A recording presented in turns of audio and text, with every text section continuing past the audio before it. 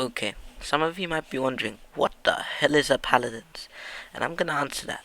But before that, I want to address one thing. Paladins is not an Overwatch clone. The amount of people I see with this nauseating opinion that Overwatch created hero shooters or something like that is incredibly just ridiculous. Overwatch did not create hero shooters, and Paladins is not an Overwatch clone. If Paladins is an Overwatch clone, Overwatch is a TF2 clone. Okay, and with that out of the way, Paladins is a hero shooter similar to Overwatch or TF2, but with some key differences. Like in Paladins, there are many MOBA-like systems, such as talents and an item shop where you can purchase abilities. No, these are not bought with real money and do not carry between games.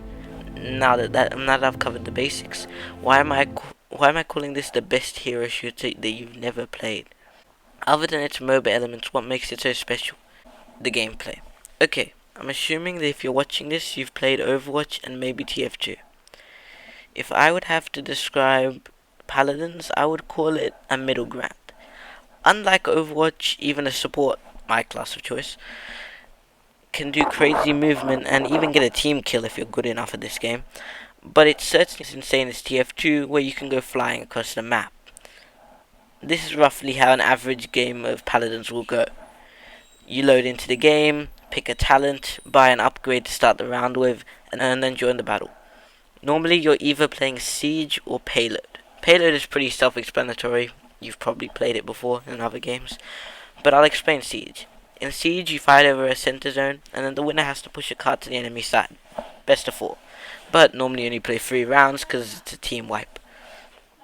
Now you might be thinking, okay, so this game's got snappy gameplay, still gets frequent updates, and doesn't suck when it comes to the depth, not giving any care about the community. And it's free. So what are the downsides? The bugs. Yeah, most games have bugs, but Paladins is something different. In most games you'll be fine when there's a bug. It'll normally either get you killed, get you kills, or crash the game. But they're really the only options.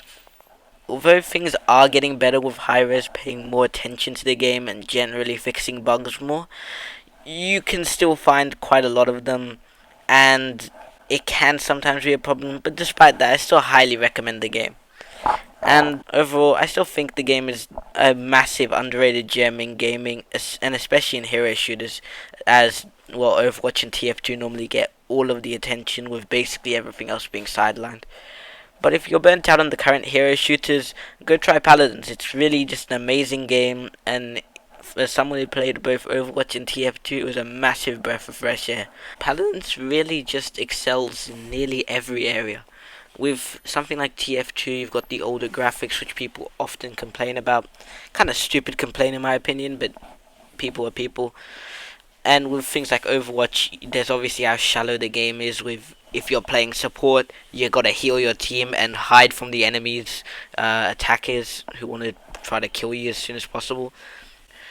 If you're playing tank, you gotta absorb all the damage. If you're playing defense, you gotta go charge at the enemy team, which obviously some people find extremely fun. Otherwise, Overwatch wouldn't be the game that it is today, where even in the complete state of chaos it's in right now, the game is still just completely massive.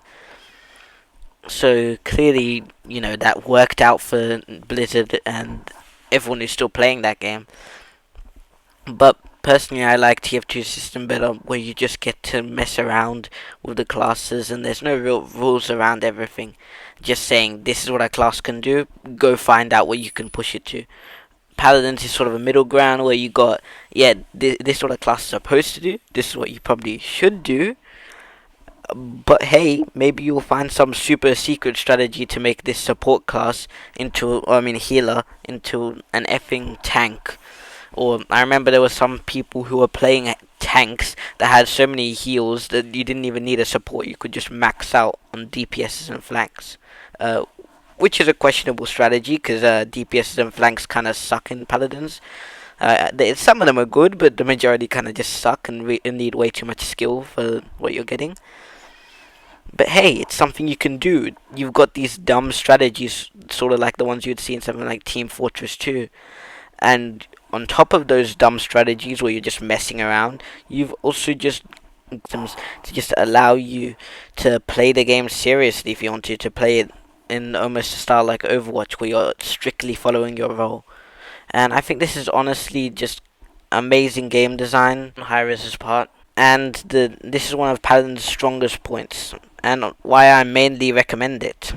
Other than that, I'm pretty sure I've covered everything, so that's going to be this video. It was a little bit disfocused, just because I couldn't decide on a final script. But hey, tell me if you like this new content, if anyone sees it, because YouTube might just choose to show this to no one. But hey, tell me if you like it. See you in the next one. Past is just gameplay, so yeah, you can leave in case I wasn't clear.